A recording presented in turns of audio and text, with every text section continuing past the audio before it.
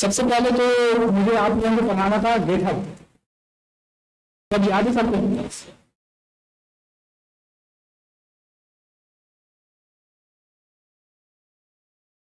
तो हम बात कर रहे थे GitHub की।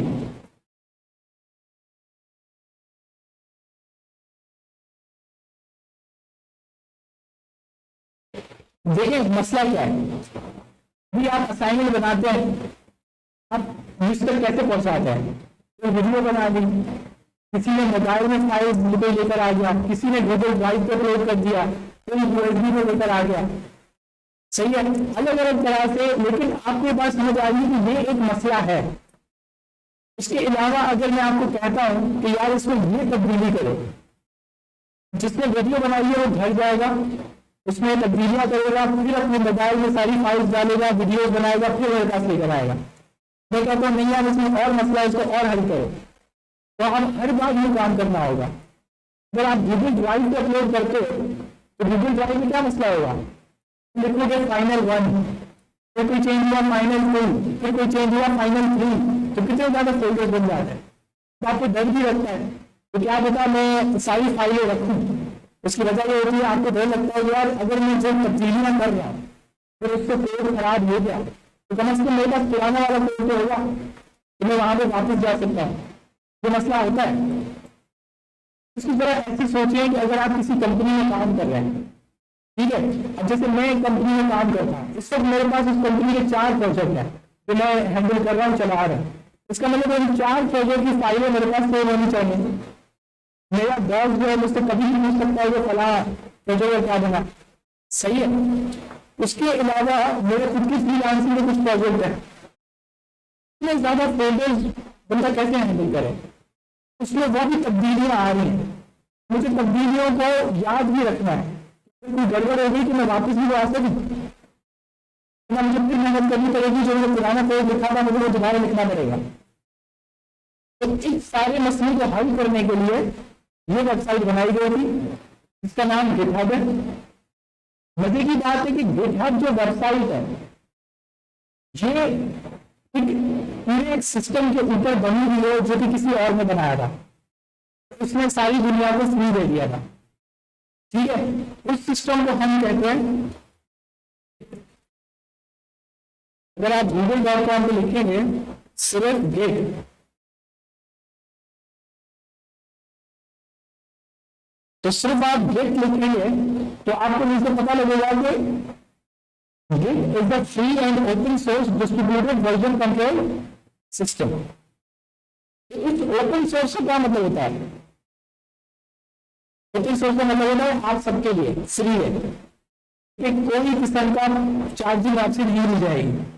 आप इसको अपने कंप्यूटर में इंस्टॉल भी कर सकते हैं, इसको इस्तेमाल भी जैसे चाहे कर सकते हैं, ठीक है। तो ये जो सिस्टम है गेट, ये एक बंदे ने बनाया, वो बंदा वही बंदा है जिसने लिनक्स बनाया। लिनक्स ऑपरेटिंग सिस्टम आपने शायद सबने नाम सुना होगा। तो लिनक्स जिस बंदे ने बनाया था उसने एक सिस्टम बनाया था। उसको ये ही मसला लगा कि यार हम जो कोड में तब्दीलियां करते हैं इसको हम याद कैसे रखें। पहले मेरा कोड कुछ और था, अब मेरा कोड कुछ और है, तो मैं याद कैसे रखूं? तो इसलिए उसने क्या बनाया, गेट। लेकिन गेट आपके अपने कंप्यूटर के ऊपर होता है। तो मेरा कंप्यूटर है, उसमें कोड सेव कर रहा हूं तो मैं क्या इस्तेमाल कर सकता हूं, गेट। लेकिन वो कहाँ होगा, मेरे खुद के कंप्यूटर में। तो कुछ और एक लोग आए जैसे स्टार्टअप्स होते हैं, कई कंपनियां बनती हैं, उन्होंने ये चीज देखी कि क्यों ना हम इस गेट को सर्वर पे लेके आ जाएं, ताकि इसके बजाय कि आप अपना कोड अपने कंप्यूटर में सेव करें, वही कोड वहां पे सेव कर लें इनकी वेबसाइट पे। आप अपना सारा कोड इनकी वेबसाइट पे बिल्कुल मुफ्त सेव कर सकते हैं और उसको कंट्रोल भी कर सकते हैं। इसका मतलब है कि आपने पहले कोई चेंज किया, फिर आए आपने फिर दोबारा चेंज किया, फिर पुराना वाला चेंज था वो ही आपको याद रखेगा। ये आपको बताता है कि पहले आपने ये किया था, उसके बाद आपने ये तब्दीलियां की, फला तारीख को फला टाइम दे।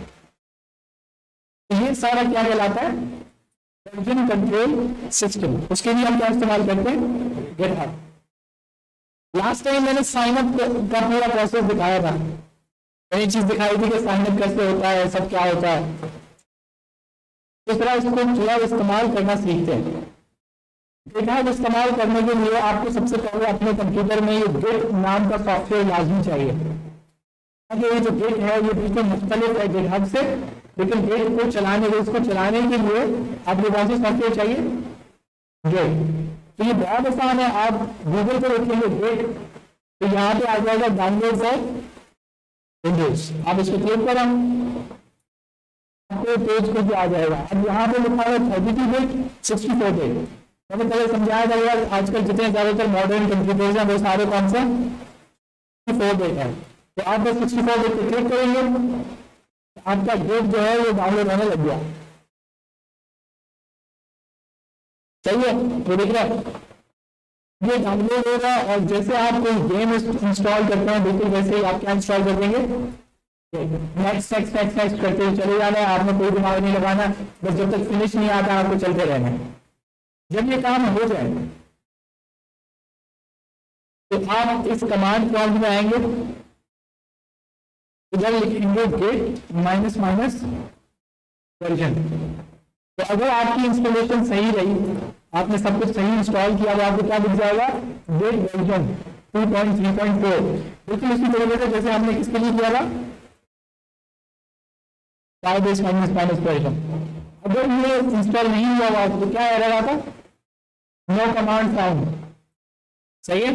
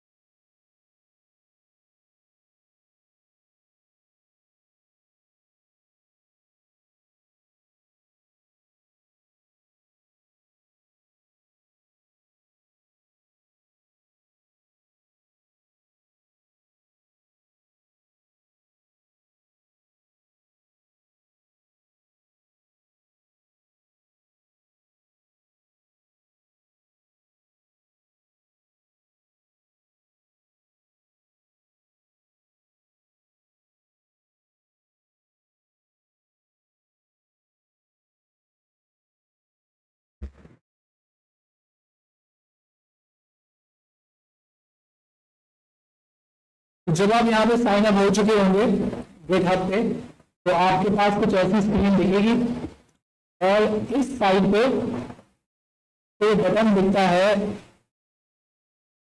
जिसपे लिखा होता है न्यू। ठीक है, तो आप इस न्यू बटन पे क्लिक करेंगे। अच्छा, यहाँ पे अगर किसी को थोड़ा सा दूर से थोड़ा मसला हो रहा है देखने में, तो वीडियो रिकॉर्ड हो जाएगी, इसको क्लियरली आपको दिख जाएगा। सही, मैंने कहा था क्लिक्स किए हैं और क्या किया। तो आप न्यू पे क्लिक करेंगे। जब आप न्यू पे क्लिक करेंगे तो ये आपसे क्या पूछेगा, रिपॉजिटरी नेम। ये बिल्कुल वैसा ही है जैसे आप अपने विंडोज पे कोई फोल्डर बनाते हैं, आप कोई नया फोल्डर बनाएंगे तो ये इसी की तरह ये इसका नाम लेगा। तो हम यहाँ पे लिख देते हैं CSS ग्रेड। ठीक है, उसके बाद आपसे पूछता है कि भैया पब्लिक करना है या प्राइवेट। ठीक है, अगर आपको दुनिया को नहीं दिखाना तो आप इसको प्राइवेट पे क्लिक कर दो। अगर आप चाहते हो कि भले वो देख ले, मुझे क्या फर्क पड़ता है, तो आप इसको पब्लिक पे कर दो। सही है, उसके बाद ये हो जाए तो आप नीचे वाले क्या कर दोगे, रिपॉजिटरी। जब आप क्रिएट रिपॉजिटरी कर लोगे तो ये आपको इस पेज पे ले आएगा। यहाँ पर ये अब आपको कुछ कमांड्स बताएगा जो कि आपने इस्तेमाल करनी है अपने कंप्यूटर पे। तो इस वक्त हम ये करते हैं कि हमारा ये जो फोल्डर है,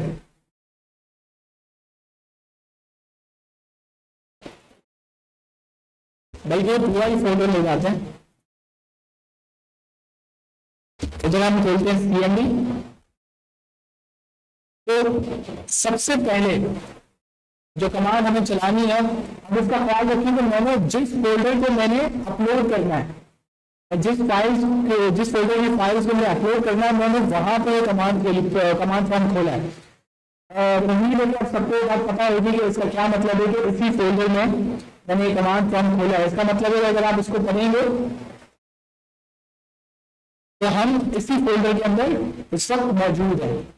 यहाँ पे पहली कमांड आप पढ़ते हैं गेट इनिट। इनिट का मतलब इनिशियलाइजेशन है। इनिशियलाइजेशन का मतलब होता है शुरू करना। तो जब आप गेट इनिट कर रहे हैं तो ये आपको एंटर दबाओगे तो आप बोलेगा इनिशियलाइज एम्प्टी गेट रिपॉजिटरी। अब समझ लें कि आपका गेट आपके फोल्डर को पढ़ना शुरू हो चुका है। उसके बाद वो आपकी रिपोजिटरी को देगा। इस कमांड को आप अभी ध्यान देते हैं, ये समझ लें कि मैं खुद आपको यूज कर रहा हूं समझाने के लिए। देखिए ये क्या कह रहा है अनट्रैक्ड फाइल्स, यानी कि इस फोल्डर में ये फाइलें मौजूद है लेकिन फिलहाल मैं इसको ट्रैक नहीं कर रहा हूं। ये ट्रैक ना करने का क्या मतलब है आपको थोड़ी जगह पता लग जाएगा। तो पहले हमने कमांड कौन सी इस्तेमाल की, इनिट, बस गेट इनिट इस्तेमाल की, इनिशियलाइज सक्सेसफुल हुआ। अब हम आगे चलते हैं, आगे क्या करना है। तो अगर आपको याद हो तो हम इस पेज पे आए जहां पर हमने एक न्यू रिपोजिटरी बनाई अभी अभी। वहां पे ये वाली जो कमांड है ये नॉर्मली सबसे लंबी कमांड होती है, इसको पहचानना बड़ा आसान होता है। तो सबसे लंबी कमांड है, मैं इसीलिए बात कर रहा हूँ। और अगर आप इसको पढ़ेंगे तो ये बोलेगा गेट रिमोट ऐड ओरिजिन। आपने गौर से सुना हो तो मैं कह रहा था कि गेट एक अलग सॉफ्टवेयर है जो आपके कंप्यूटर में होता है, और ये गिटहब अलग वेबसाइट है जो उसको इस्तेमाल करती है आपका कोड अपलोड करने में। तो यहाँ पे आप बेसिकली क्या कह रहे हैं कि आप अपने गेट को बता रहे हैं कि मेरी गिटहब में ये फोल्डर बना हुआ है, इसको कंबाइन कर लो, इसको जोड़ दो। समझ रहे हैं? ठीक है, आपके फोल्डर को कैसे पता लगेगा कि मुझे फाइलें यहाँ पे अपलोड करनी है? समझ रहे हैं? उसको क्या बता, बेसिकली हम ये कमांड चलाने से उसको ये बात बताएंगे। सही है, तो हम इसको जरा कॉपी करेंगे अभी और डिक्टो इधर आके पेस्ट कर देंगे। जब मैंने पेस्ट कर दिया तो कोई एरर नहीं आया, कोई एरर नहीं आया तो मतलब काम हो गया। ठीक है, ये अब तक का जो काम था ये आप एक दफा करते हैं, एक दफा आपका हो गया तो उसके बाद आप ये काम नहीं करते। आगे की जो मैं 3 कमांड चलाऊंगा वो आप बार बार चलाते हैं जब भी आप कोई नया चेंज करते हैं, कोई नया काम करते हैं। ठीक है, उसको हम देखते हैं कौन सी कमांड है। पहली है Git add dot. Git add dot, इस डॉट का मतलब है कि इस फोल्डर में जितना भी सामान है वो सब मुझे अपलोड करना है। ठीक है, तो गेट ऐड डॉट लिखा, मैंने एंटर दबाया तो कोई एरर नहीं आया, उसका मतलब काम सही हुआ। दूसरी कमांड है गेट कमिट -m।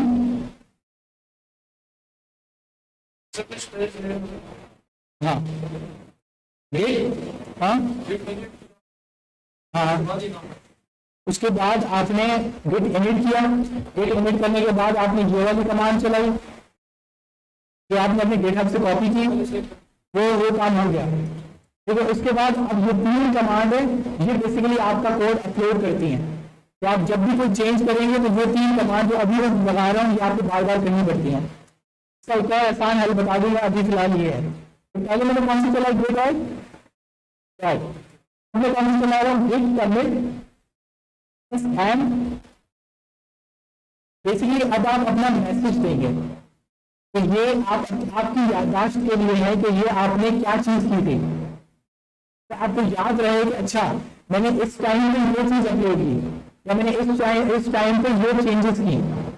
ठीक है, अगर आपको वापस जाना है, आपको अपने पुराने कोड पे वापस जाना है तो फर्स्ट करें आपने 110 या 120 दफा कोड बार बार अपलोड किया था। अब आपको कैसे याद आएगा कि मुझे वापस कहाँ जाना है? तो जो आप यहाँ पे मैसेज लिखते हैं ये गिटहब सेव कर लेता है। फिर आपको जब अपने कोड पे वापस जाना है तो आप इसको देख के वापस जा सकते हैं। तो यहाँ पे फिलहाल मैं लिख लेता हूँ इनिशियल पुश।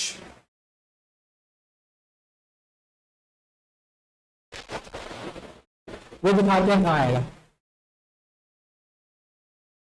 तो मैंने क्या लिखा, गेट कमिट -m और ये मैंने खुद से लिखा है, ये आप खुद खुद कुछ भी लिख सकते हैं। मैंने सब लिखा इनिशियल पुश, ये मतलब मैं पहला अपलोड करने वाला हूँ।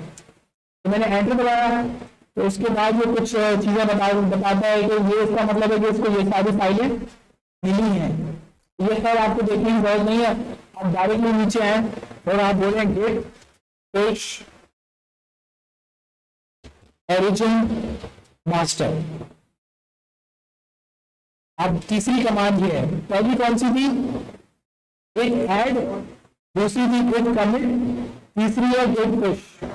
ये तीन का जो स्टेप है ये आपको बार बार चलाना होता है, गेट ऐड, गेट कमिट और गेट पुश। तो जरा उसको हम चलाते हैं।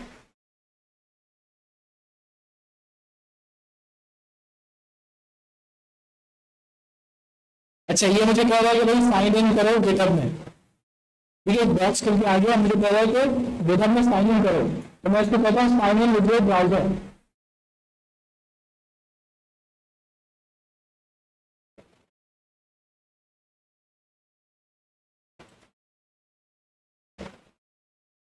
Authentication successful. मैं वापस आता हूँ, तो मैंने देखा पहले साइन इन हुआ था तो डायरेक्टली साइन इन हो गया। तो यहाँ पे आप देख रहे हैं कि इसमें राइटिंग ऑब्जेक्ट्स 100%, इसका मतलब ये मेरा कोड चला गया। अब मैं अपनी जगह पे वापस आता हूँ।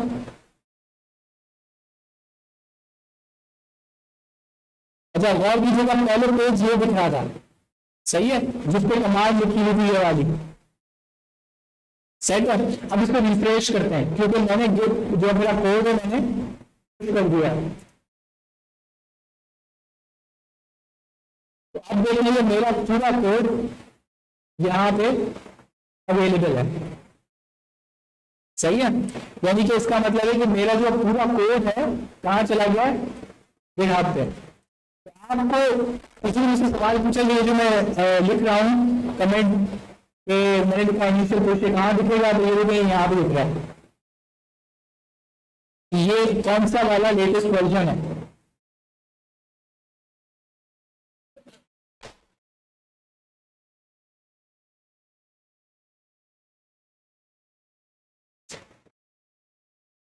अच्छा, अब हम देखते हैं कि भाई हम कोई तब्दीली करते हैं, उसके बाद हम दोबारा इसको पुश करते हैं, जरा पता लगेगा फिर कैसे होगा, ठीक है। तो हम आते हैं अपने VS कोड में, ठीक है, ये हमारा कुछ कोड लिखा हुआ है, मैं इसको कॉपी करता हूँ, मैं इसको दोबारा पेस्ट कर देता हूँ, उसका नाम कंटेनर 2 दे देता हूँ, क्योंकि मैंने कुछ चेंजेस करनी है नहीं, मैं बस चेंजेस कर रहा हूँ। हम दोबारा इस पे आते हैं,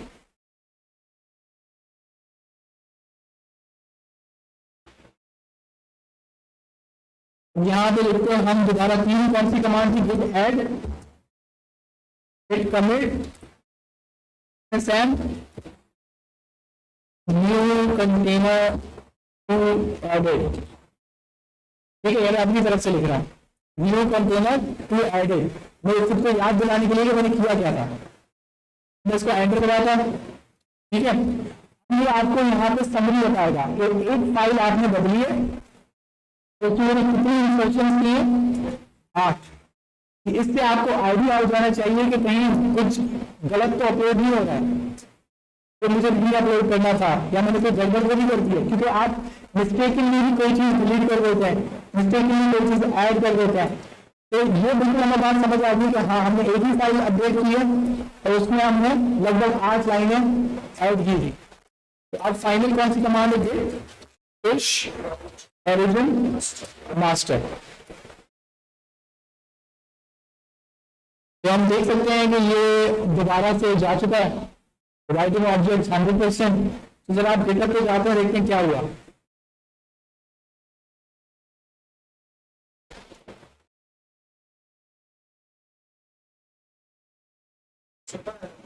हाँ, तो अब देखिए ये जो मैंने नया गिट पुश किया,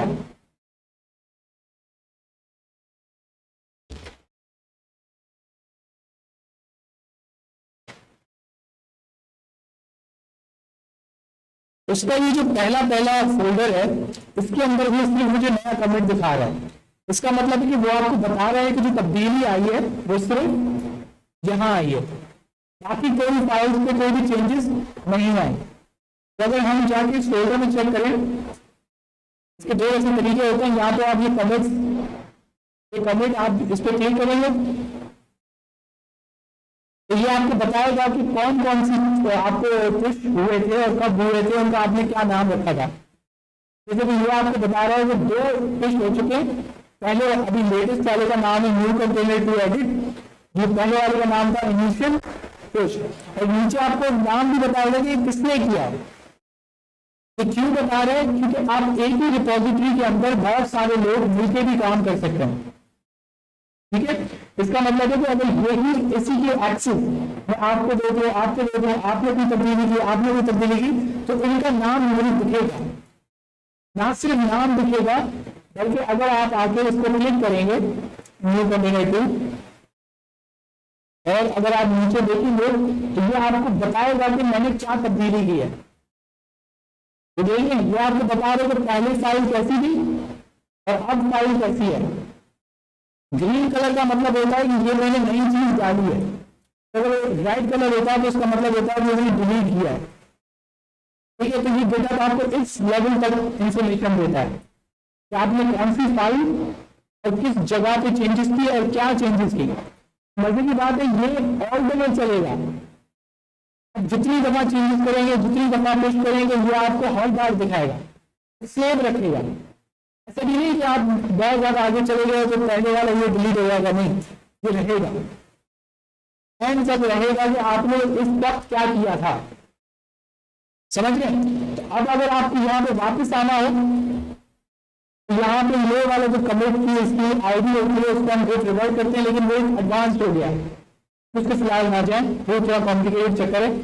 सबसे 90% डेटा होता है जो अभी आपने 3-4 कमांड देखी बस वहीं पे होता है 90%।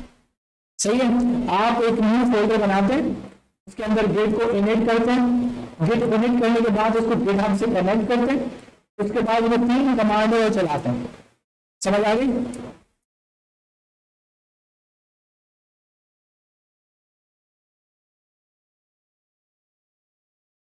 वो उस पर डिपेंड करता है कि उसने आपसे पहले चेंजेस किया है आपके बाद। अगर वो बाद में की तो उसका आपके पहले आ जाएगा।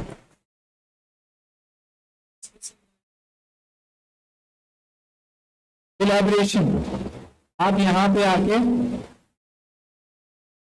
अगर आप इस रेपो में जाएंगे, इस रेपो की सेटिंग्स में जाएंगे, सेटिंग्स में आके कोलैबोरेटर्स में जाएंगे, यहाँ पे आप ऐड पीपल करेंगे और यहाँ पे आपके जो दोस्त हैं आप उसका नाम लिखेंगे। जैसे कि मैं कहता हूँ तो नौमान है,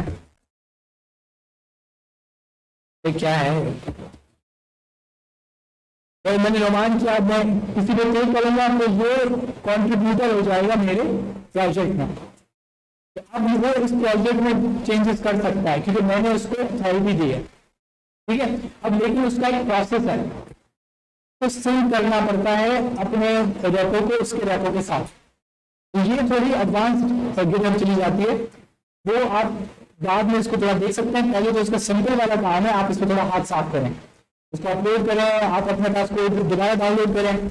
अब प्रॉब्लम ये है कि इस ये कोड समझ लें आपके पास डिलीट हो गया, या ये कोड आपसे आपकी कंप्यूटर से डिलीट हो गया, या आपने यहाँ पे बनाया था, आपने गिटहब पे अपलोड किया, आप अपने घर गए, अब आपके लैपटॉप पे तो नहीं होगा कि यहाँ पे आपने कोड अपलोड किया था। लेकिन अब इसको आपके पास लाना बहुत आसान है, बहुत ज्यादा आसान है। यहाँ पे जाएंगे, इसको क्लिक करेंगे, अब आपके पास 2 ऑप्शन देगा, डाउनलोड एज, ये बिल्कुल सिंपल, जैसे कि आपकी कोई भी फाइल डाउनलोड जाती है वैसे डाउनलोड हो जाएगी। एक कहानी तो ये, दूसरी कहानी होती है कि आप इस लिंक को कॉपी कर लेंगे। ठीक है, लेकिन इसको याद रहे कि जब आप इसको डाउनलोड और जिप करते हैं तो आप गिटहब इस्तेमाल भी कर सकते हैं, तो वो सिंपल आपको सिर्फ आपकी फाइलें दे देगा। लेकिन अगर आप ये लिंक कॉपी करें और आप पीछे आए, फर्ज करेंगे हम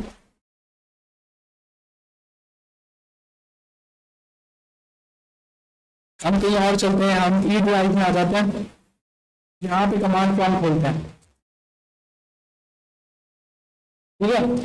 अब मैं कमांड लिखता हूँ गेट क्लोन। क्लोन का मतलब होता है कॉपी करना, गेट क्लोन, और मैं अपनी यूआरएल में कॉपी करके आया हूँ, वो मैंने पेस्ट कर दी और एंटर मारा, तो ये यहाँ पे मेरे पास फोल्डर आ चुका होगा, ये रहा यहाँ पे, सही है। ये दिखाने का मतलब क्या था कि जरूरी नहीं कि ये आप ही का कंप्यूटर है, आप किसी दोस्त के कंप्यूटर पे चले गए, आप अपने घर चले गए, आपने वहां भी क्लोन कर लिया। ये क्लोन करने का क्या फायदा हुआ, आप यहाँ से भी पुश कर सकते हैं, ठीक है। अब ये कैसे पता लगता है मुझे कि मैं यहाँ से पुश कर सकता हूँ,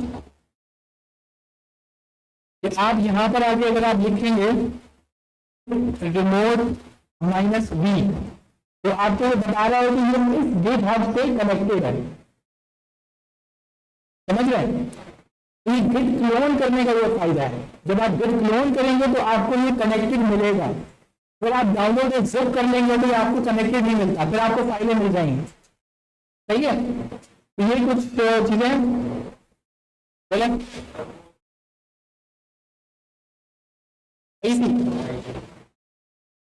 ठीक है, जा देंगे, कोई आप रिकॉर्डिंग आगे की देख लीजिएगा, आप कुछ नहीं।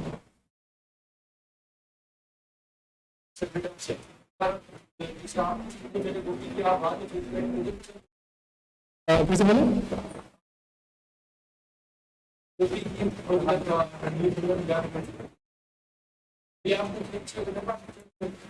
सही है। तो आपके भाई का जब सवाल है कि ये मैंने अपने पास कॉपी कर ली, ठीक है, उसके बाद मैंने जाके दोबारा से कोई चेंज किया, तो क्या ऑटोमेटिकली मेरे कंप्यूटर में भी वो चेंज आ जाएगा, तो इसका जवाब है नहीं, ठीक है। आपको उसको साथ सिंक्रोनाइज करना पड़ेगा। सिंक्रोनाइज का मतलब है कि आप GitHub को बोलोगे कि जो भी चेंज हुआ है, अगर हुआ है तो उसको मेरे कंप्यूटर में बराबर कर दो, अगर कोई चेंज नहीं हुआ है तो मुझे बता दो कि कुछ भी चेंज नहीं हुआ है। उसके लिए जो कमांड होती है वो होती है ओरिजिन मास्टर, ठीक है। तो ये हमारी प्रैक्टिस होती है कि हम जब भी सुबह को उठ के ऑफिस जाते हैं और हमें पता है कि इस प्रोजेक्ट पे 2-3 लोग हैं, तो हम सबसे पहले जाके क्या करते हैं, ये कमांड चलाते हैं। सुबह सुबह पहला काम हमारा होता है कि सारे जो प्रोजेक्ट हमारे चल रहे हैं उसके अंदर हम ये कमांड चला देते हैं। इससे क्या होता है कि किसी ने भी कोई चेंजेस किए होंगे तो वो मेरे कंप्यूटर में भी सिंक्रोनाइज हो जाएंगे, समझ रहे। ये हर कोई जो प्रोजेक्ट में काम कर रहा है वो ये काम करता है। एक तरीके का ये होता है, दूसरा तरीके का ये होता है कि हम ब्रांचेस बनाते हैं। तो ब्रांचेस का क्या कॉन्सेप्ट है, वो थोड़ा अगेन थोड़ा एडवांस्ड गेटअप पे चला जाता है। अगर मैं ज्यादा कमांड्स आज बता दूंगा तो आप लोग बोलोगे इससे वो ड्राइव वाला ही अच्छा था। तो अभी ब्रांचेस में नहीं जाते। ब्रांचेस में ये होता है कि आपका अपना ब्रांच है, प्रोजेक्ट एक ही है, आपका अपना ब्रांच है, आपके दोस्त का अपना ब्रांच है, आपके बॉस का अपना ब्रांच है। जो चेंज कर रहे हो उसको अपनी ब्रांच पे करो, तो कोई और चेंज करेगा तो आपकी ब्रांच में कोई फर्क नहीं आएगा, प्रोजेक्ट एक ही चल रहा है। फिर आपकी ब्रांच को बॉस अप्रूव कर देता है, कहता है यार इसने जो काम किया वो सही है, आपका काम अप्रूव हो गया। जब आपका अप्रूव होता है तो जो मेन प्रोजेक्ट होता है उसमें आपका काम मर्ज हो जाता है, समझ गए। तो इसमें एक मेजर ब्रांच होती है, मेन ब्रांच कहलाती है या ओरिजिन ब्रांच कहलाती है, और एक होती है ब्रांच, सही है। तो वो थोड़ा एडवांस देखा है लेकिन उसकी तरफ आपको जाने की जरूरत नहीं है। आपको समझना क्या चाहिए, आप कैसे अपने कोड को गिटहब पे फिलहाल डिप्लॉय कर सकते हैं और कैसे वहां से डाउनलोड कर सकते हैं। ताकि अगर आपको कोई भी बंदा कहता है कि यार मुझे ये अपना कोड दो, तो आप उसको अपना कोड गिटहब पे अपलोड करें और उसको गिटहब की लिंक दे दें। जब आप ये काम करेंगे तो वो अगला जो बंदा होगा उसको इंप्रेशन क्या आएगा कि आप ही पक्के प्रोग्रामर हो, सही है। क्योंकि कोई भी प्रोग्रामर ड्राइव को अपलोड करके नहीं भेजता, ठीक है, व्हाट्सएप में कोई नहीं भेजता, ये कोई भी आज का प्रोग्रामर ये काम नहीं करता। वो हमेशा कैसे भेजेगा, गिटहब। तो हमेशा गिटहब की लिंक भेजेगा, बोलेगा ये लो भाई डाउनलोड कर लो। देखिए कुछ बोलने की भी जरूरत नहीं है, अगला बंदा खुद प्रोग्रामर है तो समझ जाएगा कि तुम्हारे कहने का क्या मतलब है। अगर वो प्राइवेट है तो आप नहीं कर सकते, आपको पहले उसको ऐड करना पड़ता है। अगर पब्लिक है तो आप अभी कर सकते हैं, बल्कि ये जो कोड अपलोड हो चुका है ना, घर जाइएगा, इस लिंक को कॉपी कीजिएगा। ये दिख रही है सबको?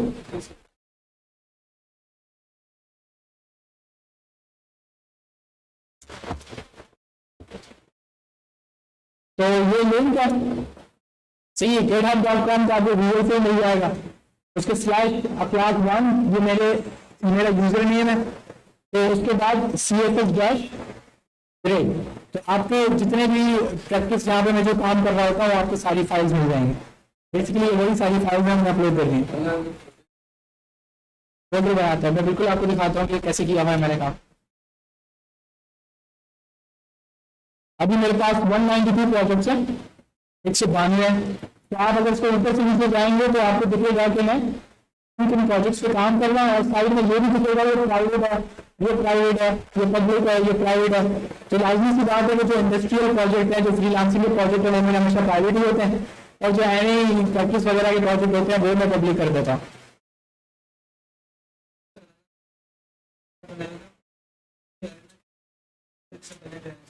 कौन से वाले? अभी जो काम कर रहे हैं तो ये तो आपके फोल्डर में थे ऑलरेडी। अब ये फोल्डर बना हुआ था, जिसने वैसे का वैसा उठा लिया, उसकी क्लोन कर लेता है। जैसे आपने काम किया हुआ है, जैसे आपने फोल्डर में चीजें रखी हुई होगी, तो वैसे डिट्टो उठा लेगा। फिर आप उसको क्लोन करते हैं, बिल्कुल डिट्टो वैसे ही डाउनलोड कर लेता है। कैसे? हाँ, तो आपके रैपर तो मैंने बनाई ना स्टोर में, न्यू रैपर की ना मैंने। आया जब शुरू में, अगर आपने शायद मिस कर दिया, तो जब मैं नया नया आया तो यहाँ पे मैंने बोला कि न्यू बटन है, जब आप न्यू पे क्लिक करते हैं तो अभी आपसे पूछेगा कि आपके फोल्डर का मैं क्या नाम रखूँ। तो इसी तरीके से आप न्यू फोल्डर अनलिमिटेड है, आप 1000 शॉट बना लें, ये आपसे दोबारा नहीं करेगा। ठीक है, तो ये जैसे कि मैंने सारे प्रोजेक्ट्स बनाए हैं, इवन आई थिंक अलकरम वाला।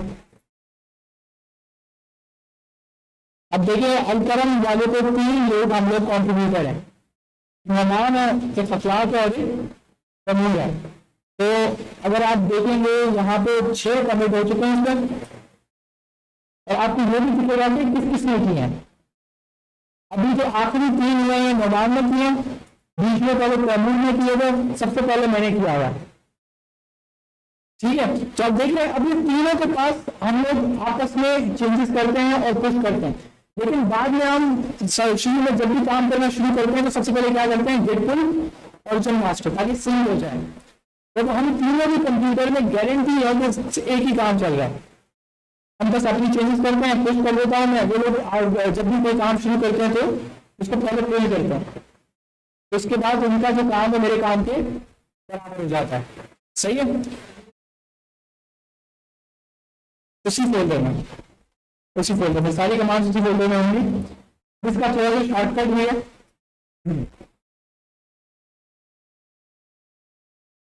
कोई और चांस है क्या?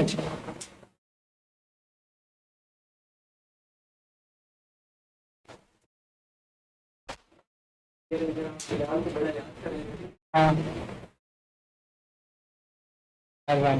एक मिनट। हाँ,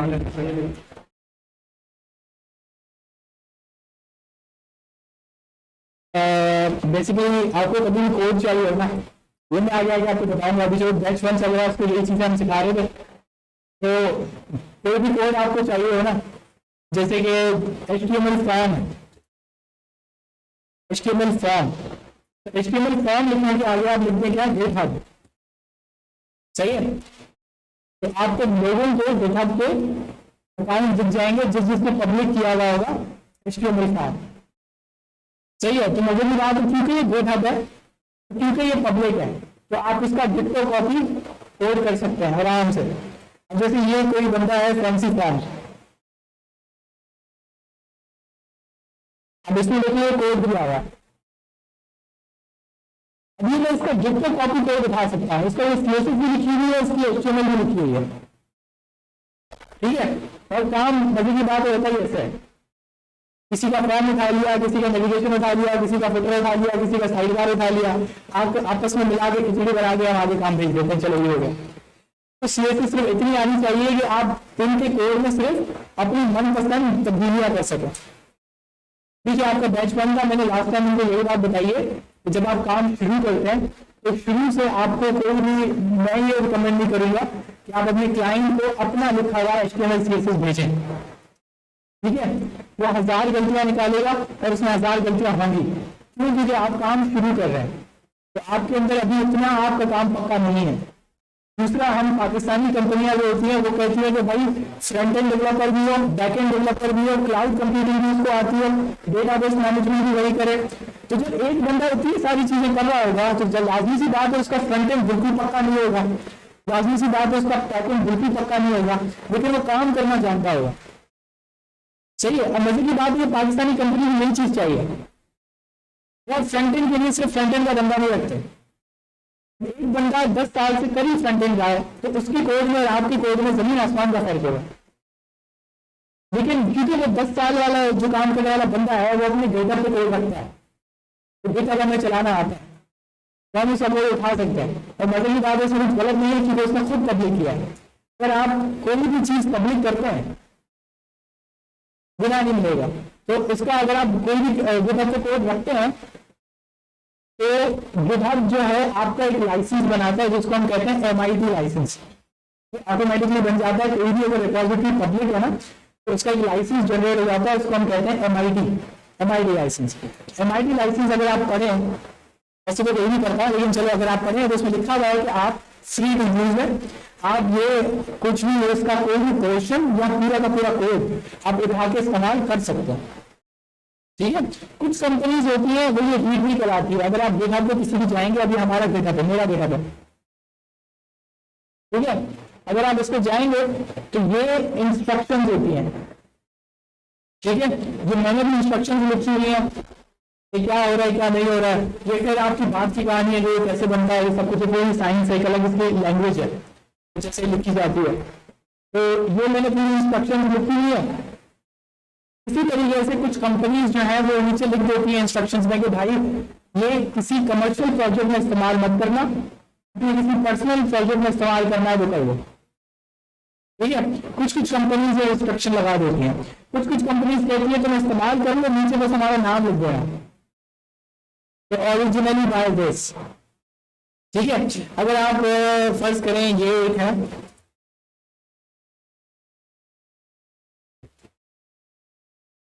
अब ये एक थीम है,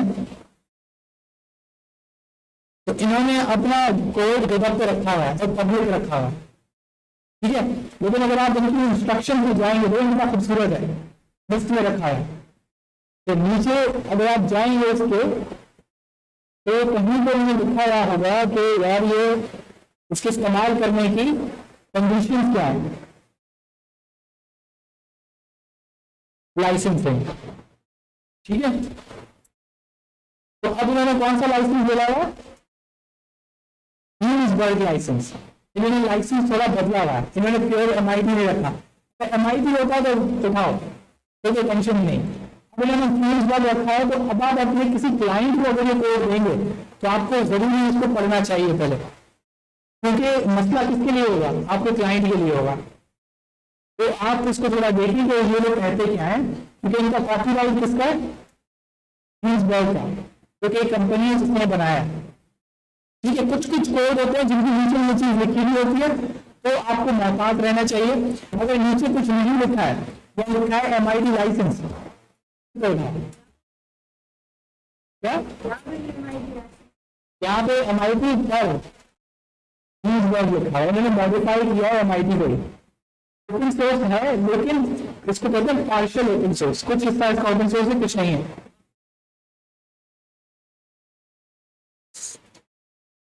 हाँ, ये चलाकी हम करते हैं और हम यही काम करते हैं, इनका कोड उठाते हैं, थोड़ी तब्दीलियां करते हैं, कलर वगैरह बदलते हैं, थोड़ी फाइल्स का नाम शाम बदल देते हैं। लेकिन अगर कहीं भी गिटो कॉपी हुआ तो गिटहब भी बता देता है कि भाई ये गिटो कॉपी है, उठा लो इसको। होता है, हाँ कोड पेन भी उठाओ, पब्लिक ही होता है। हाँ, उसमें यही काम होता है। कोड पेन बेसिकली अगर आप बंदा इसकी बात कर रहे हैं कोडपेन एक वेबसाइट है जिसपे आप ऑनलाइन अपना HTML CSS जावास्क्रिप्ट टेस्ट कर सकते हैं। तो अगर आप देखेंगे तो स्टार्ट कोडिंग,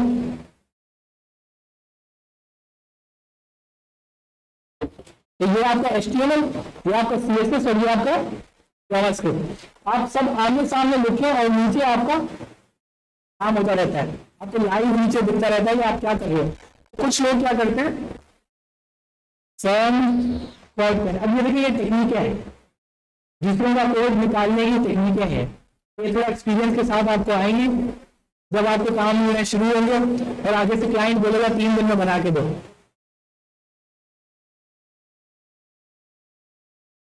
आप देखेंगे फॉर्म नीचे कितना खूबसूरत है, इस बंदे ने इसका HTML और CSS मुझे दोनों दी थी और ये कम्प्लीटली वो है फ्री, इसको कोई लाइसेंस नहीं है। मैं तो सबसे पहले यही उठाता हूँ क्योंकि गिटहब पे थोड़ा बहुत देखना पड़ता है कि कौन सा लाइसेंस है क्या है, ये तो बिल्कुल फ्री है, कोई लाइसेंस नहीं।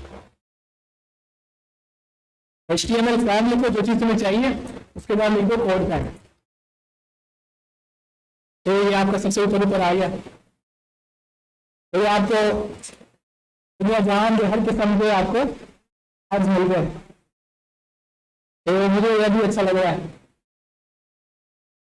देखें कैसे बेहतरीन है, अब जो साइन पे क्लिक कर रहा है, साइन इन पे क्लिक कर रहा है, देखो वो बदल रहा है, देख रहे हैं वो, इस बंदे ने बहुत जबरदस्त काम किया हुआ है और मुफ्त में काम किया हुआ है और आपको बोला है कि उठा लो कॉपी यार। ये इसको कॉपी करो, HTML में पेस्ट कर दो, इसको कॉपी करो, CSS में पेस्ट करो, इसको JS में पेस्ट कर दो, क्लैरिटी। अब देखो यहाँ पे ना इसके फॉलोअर्स बढ़ते हैं, जो अच्छे लोग होते हैं ना वो दूसरों की मेहनत की कदर करते हैं। आप यहाँ पे अगर अपना अकाउंट बनाते हैं तो इसको आप फॉलो जरूर करें, तो इस बंदे के फॉलोअर्स बढ़ेंगे। तो कोई भी जो बड़ी कंपनी होती है ना वो अपने लोग ढूंढती है ऐसे, तो वो कोडपेन के फॉलोअर, अगर कोई फ्रंट एंड कंपनी है तो वो कोडपेन के फॉलोअर्स देखेगी, अगर कोई बैक एंड डेवलपमेंट है, एल्गोरिथम्स है, पाइथन है, तो स्टैक ओवरफ्लो देखेगी। स्टैक ओवरफ्लो में क्या होता है, स्टैक ओवरफ्लो में आप लोगों की जो सवालात है उसका जवाब देते हैं बिल्कुल बस। इसे करते करते ये दुनिया की सबसे बड़ी वेबसाइट है जहाँ पे आपको हर मसले का हल मिलता है, तकरीबन हर मसले का हल मिलता है। तो कोई भी एरर आता है, एरर को कॉपी करें, गूगल में पेस्ट करें, आपको स्टैक ओवरफ्लो पे उसका जवाब लाजमी मिलेगा। अब आपका सवाल हो सकता है कि ये अगले बंदे को इससे क्या मिल रहा है, आप उसके जवाब देखेंगे, इतना डिटेल में जवाब देते हैं, ये करो, ये करो, ये करो, ये मसला हो, ये करो, पूरा डिटेल में जवाब देते हैं। तो आपसे सोच रहे थे कि मैं अपने किसी दोस्त से भी पूछता हूँ वो इतना डिटेल में नहीं होता, ये मुझे इतना डिटेल में क्यों दे रहा है। उसकी वजह ये होती है तो यहाँ पर बनते हैं आपके बैजेस, जितने अच्छे जवाब देंगे लोग उसको लाइक करेंगे तो आपके बैजेस बनते हैं। अभी कंपनी है तो वो आके देखती है कि भाई इसके सबसे ज्यादा जो करेक्ट आंसर थे वो किस कैटेगरी में थे। सैलानी को जानते हैं आपको, उसमें लड़का इंजमाम तो जानते हैं। इंजमाम बेसिकली मेरा क्लास फेलो था जब हम लोग सैलानी में कोर्स पढ़ रहे थे, तो वो चैटबॉट डेवलपमेंट, जो चैटबॉट होता है उसकी तरफ कोई निकल गया था, तो सिर्फ चैटबॉट ही बनाता था। तो उसने फ्रीलांसिंग चैटबॉट से स्टार्ट की और वो उसको एक तरह से समझना एक्सपर्ट हो गया कि वो काम ही चैटबॉट का करता है। अगर आप उसकी प्रोफाइल लेते हैं तो उसमें है ही चैटबॉट। तो वो आके गिटहब जो पब्लिक को रखता था, पहली चीज। दूसरा, ताकि लोग उसको गिटहब पे उसको फॉलो किया जाता है, फॉलोअर्स होते हैं, लाइक्स होते हैं, फॉर्म होते हैं, तो उसको पता लगता है कि कौन कितना पॉपुलर है। तो स्टैक ओवरफ्लो पे चैटबॉट के हवाले से वो जवाब भी देता था। तो आपको पता है उसको स्विट्जरलैंड में फ्री बुलाया गया था कॉन्फ्रेंस में, उसकी स्पीच करवाई गई थी कि भाई ये बंदा स्टैक ओवरफ्लो पे पॉपुलर है चैटबॉट डेवलपमेंट में। उसको फ्री वहां पे मंगवाया गया।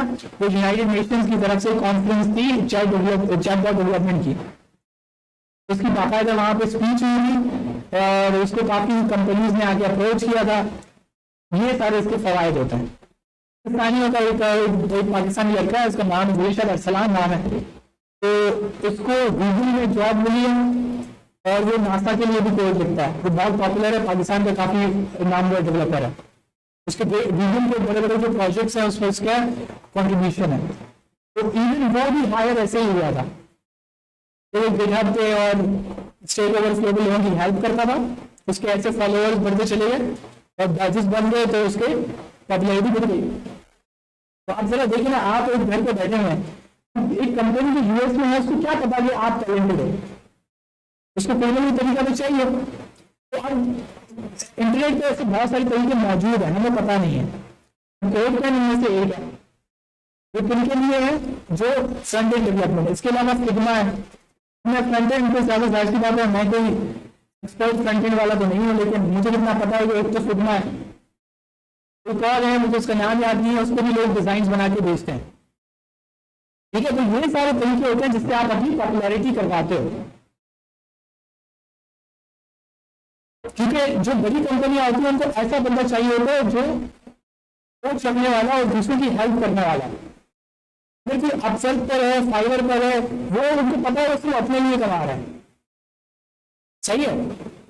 वो उनकी नजर में वो बंदा रिसर्चर नहीं है, बंदा अर्निंग कर रहा है बस अपने लिए। जो बंदा गिटहब पे दूसरों की हेल्प कर रहा है वो एक रिसर्चर है, वो दूसरों का मसला सुन रहा है, तो अपना टाइम दे रहा है, अपना बंदा एक लेवल का एक्सपर्ट है, तभी वो आपको जवाब दे पा रहे हैं।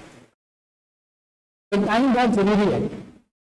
अगर आप फ्रीलांसिंग मार्केट में देखेंगे तो हर घंटे के पैसे दिए जाते हैं, कोई $10 लेता है, कोई $30 लेता है, कोई $25 लेता है। तो अगर कोई 1 घंटा लगा के भी आपको जवाब दे रहा है तो उसका मतलब है उसने अपने $20 का काम आपको करके दिया है फ्री में। तो ये सारे फवायद आप कंपनीज उसको प्रेफर करती हैं। अब आपके सामने एग्जाम्पल है ये लड़का, तो उसकी फेसबुक पे जाके देखिएगा, उसने बड़ी तस्वीरें लगाएंगी, ये देखिए मैं गया स्विट्जरलैंड में, ये बैठा हुआ होटल में, तो एग्जाम है।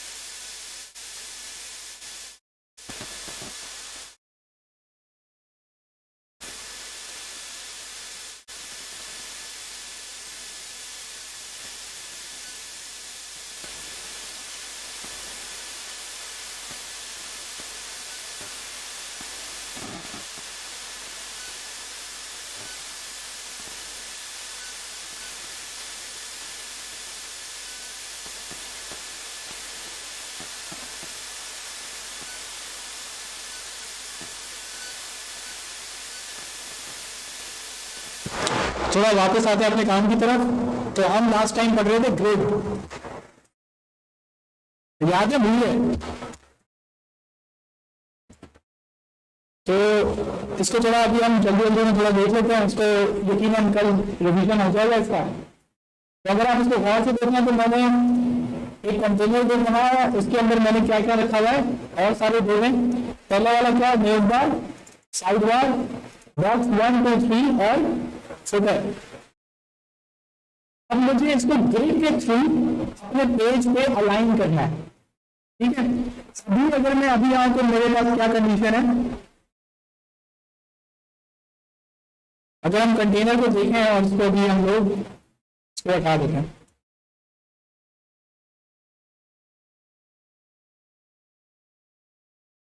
तो हमारे पास सारे बिल्कुल जैसे डेट होते हैं वैसे डेट हैं और सबकी कुछ बाउंड्रीज हैं और अंदर एक टेक्स्ट लिखी हुई है कि वो क्या है, ठीक है। अब हम इसको जरा ओपन करते हैं।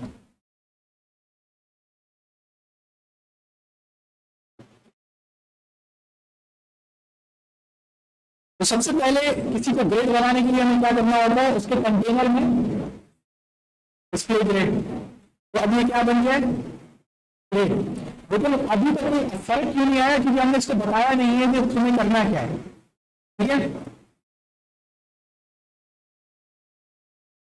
वो कैसे होगा, हम बेसिकली करते क्या है,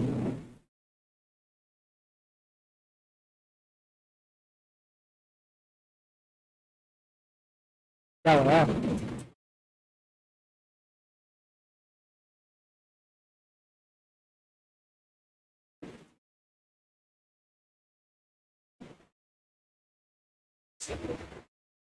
देखिए अब जो हम प्रॉपर्टीज ग्रेड में सबसे ज्यादा इस्तेमाल होती हैं, जो सबसे ज्यादा इंपॉर्टेंट है, उसको अगर आप देखिए डिस्प्ले ग्रेड, उसके बाद है कौन सी ग्रिड एरिया।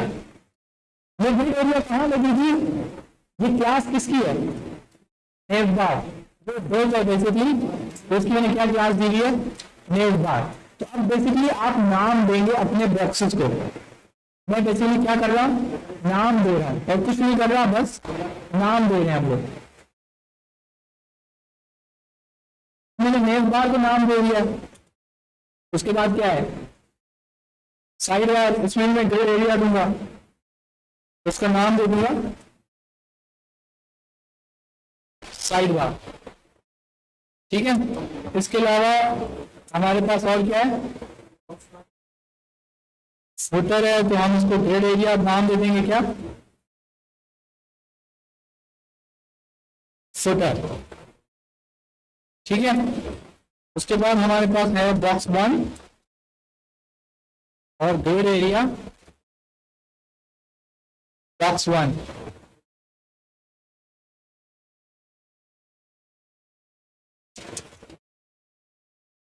तो यहाँ पे हमने 2 दे दिया, यहाँ पे हमने 3 दे दिया, तो यहाँ पे हमने 3 2। ठीक है, तो हमने सबको नाम दे दिया। नाम मैंने किसकी थ्रू दिया है, कौन सी प्रॉपर्टी के, ग्रिड एरिया। हमने जाता है वापस अपने कंटेनर में, यहाँ पे हम एक प्रॉपर्टी इस्तेमाल करते हैं, ग्रिड टेम्पलेट एरियाज।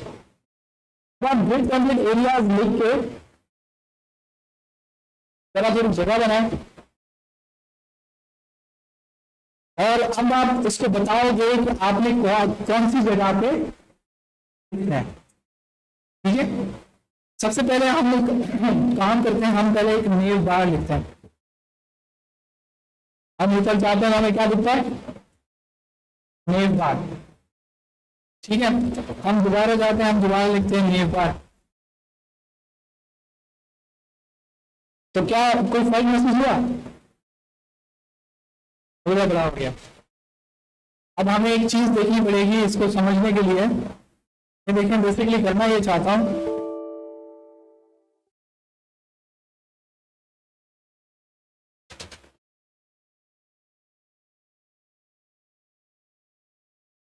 कि ये मेरा नेविगेशन बार है,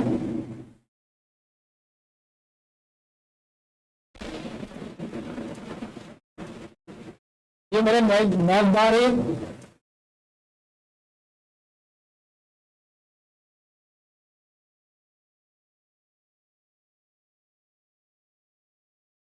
ये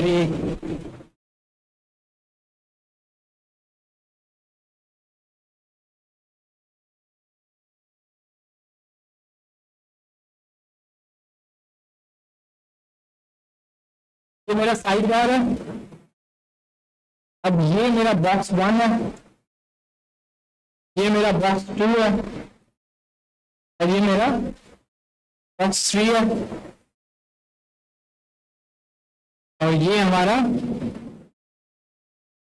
फुटर है। ठीक है, जरा मुझे बताएं कि ये कॉलम्स कितने हैं, एक, ये 2, ये 3 और ये 4। तो हमने ये डिसाइड कर लिया, हमें कॉलम्स कितने चाहिए, 4। तो मैंने कितनी दफा लिखा है, 4 बार। अगर हम पीछे जाते हैं, इसको पीछे करते हैं,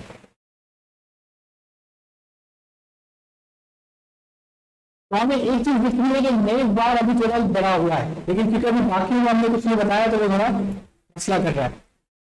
तो पहले हमारा नेव बार है, उसके बाद क्या है हमारा साइड बार है, उसके साथ ही हम चाहते हैं बॉक्स 1 है, बॉक्स 2 है और बॉक्स 3 है। उसके बाद मैं चाह रहा हूँ कि फुटर फुटर फुटर फुटर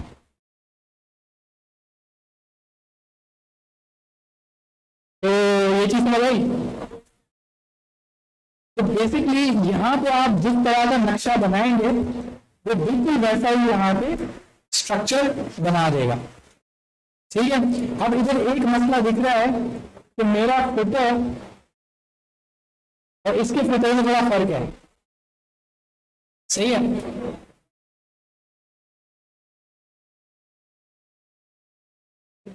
हाँ वही कभी तक वो तो कॉलम की था ना, वो तो चलो बाद में देखेंगे, अभी तो हम इसकी बात कर रहे हैं। तो यहाँ पर अगर आप गौर से देखेंगे फुटर है, उसका थोड़ा मसला हो रहा है, तो फुटर का मसला हम कैसे हल कर सकते हैं। हम यहाँ पर क्या लिख देंगे, साइड बार।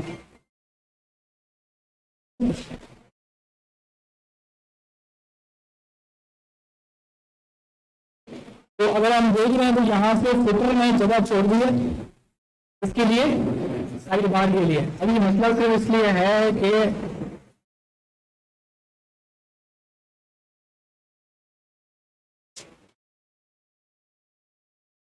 अभी चूंकि जॉर्ज की कोई हमने हाइट नहीं दी है, इस वजह से वो अपनी मर्जी से सेट हो गया है, क्योंकि इसके अंदर कोई कंटेंट भी नहीं है।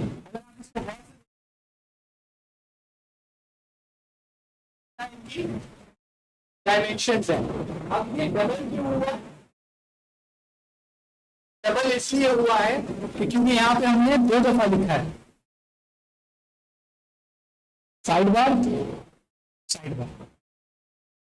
तो ये इन दोनों को करके ले जाते हैं। ये अलाइनमेंट बनाने का एक तरीका था। एक दूसरा तरीका अलाइनमेंट बनाने का होता है जो कि पहले मैंने आपको दिखाया था जब हम इसको स्क्रॉल कर रहे थे एक वेबसाइट पे, तो उसमें हमें कॉलम्स की डायमेंशन बतानी पड़ती हैं।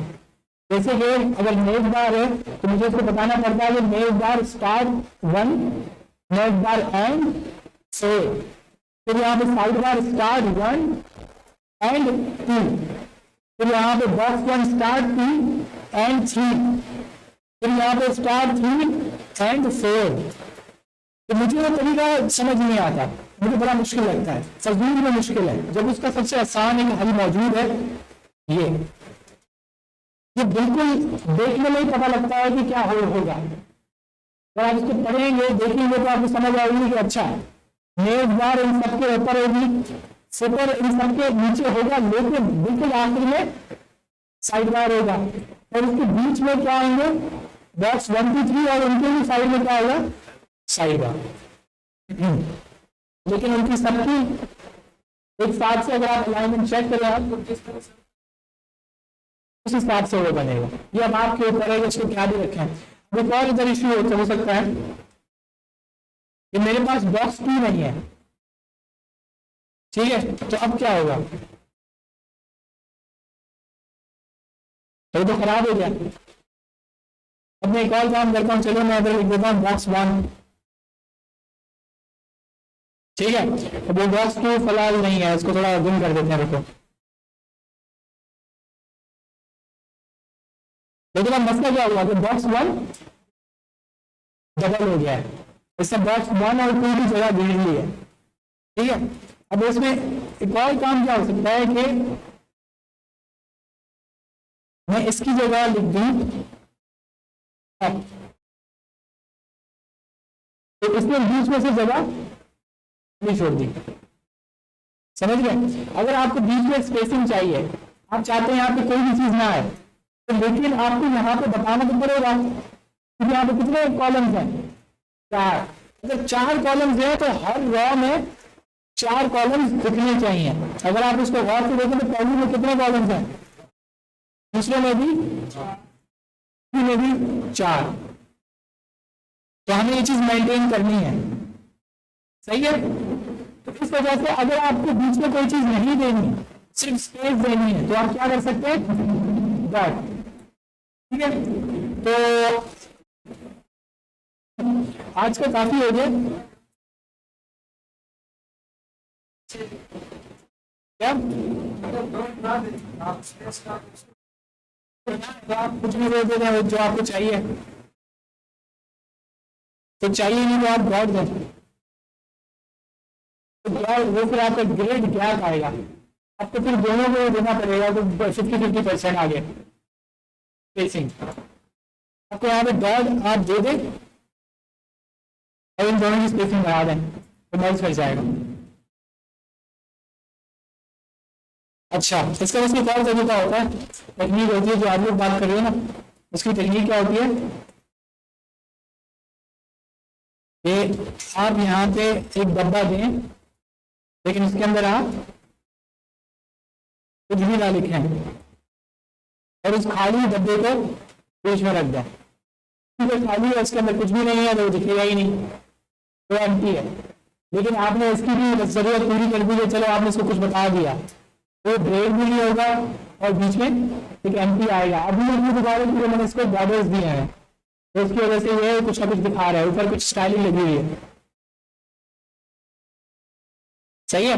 तो 3 पिक्सल हर साइड से ये डब्बा बना रहा है कि तो 3 पिक्सल के इसको बॉर्डर्स मिल गए, तो आप खाली कर दोगे जिसमें कोई क्लास कोई आईडी ना हो, एक क्लास देनी पड़ेगी उसको रेफरेंस करने के लिए, आप उसको और कोई स्टाइलिंग ना दें और उसका यहाँ पे आप रेफरेंस दे दें, जैसे मैंने दे दिया बॉक्स 2। तो अब क्योंकि उसके अंदर कुछ भी नहीं है तो वो दोनों चिपक जाएंगे, जो आज के साइड वाले हैं उसको कंप्रेस कर देंगे क्योंकि उसके अंदर कोई कंटेंट है ही नहीं, ना उसकी कोई वर्थ है। ठीक है, तो आज तक इतना रखते हैं, कल हम लोग पढ़ेंगे कि भाई ये जो वर्थ है इस वर्थ को हम कैसे कंट्रोल करेंगे, क्योंकि अभी आप देख रहे हैं कि कोई वर्थ कंट्रोल नहीं है।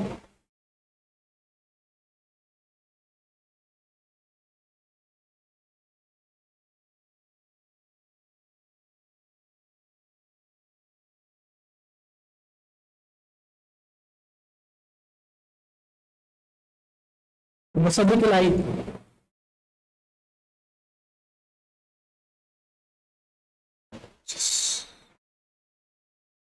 अब्दुल्ला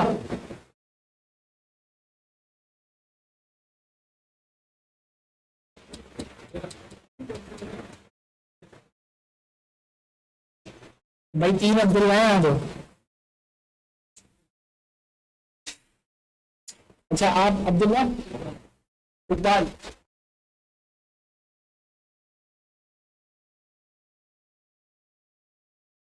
मोहम्मद आवान, मोहम्मद आवान बहुत देर से आ रहे हैं, लुकमान खान, लुकमान, इरफानुल्लाह, इनामुल्लाह, ये क्या है, मोहम्मद फरीद, रिबाज मलिक, फारूक अंसारी, आफ्ताब अब्दुल गनी, आफ्ताब, मोहम्मद अरबाज, मोहम्मद रेहान, मोहम्मद रेहान, अब्दुल कबीर,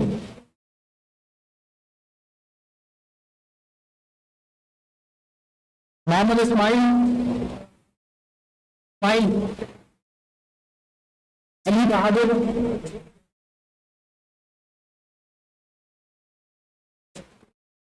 हाफिज मोहम्मद तारिक, सैयद आरफा, मोहम्मद उमैर,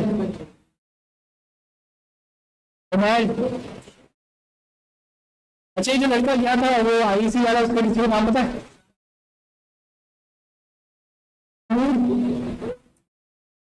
तैमूर, मोहम्मद अरशद, अच्छा ये तो दूसरे हैं, ठीक है ठीक है ठीक है ठीक है। अच्छा वो कौन रहे कौन गया है, आप लोगों का नाम भी नहीं है यहाँ पे,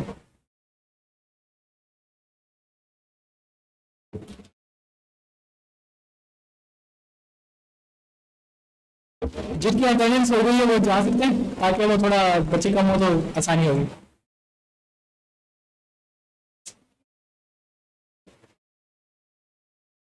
हाँ मैं जिशान लगा देता हूँ, लेकिन जिशान का नाम नहीं है, नाम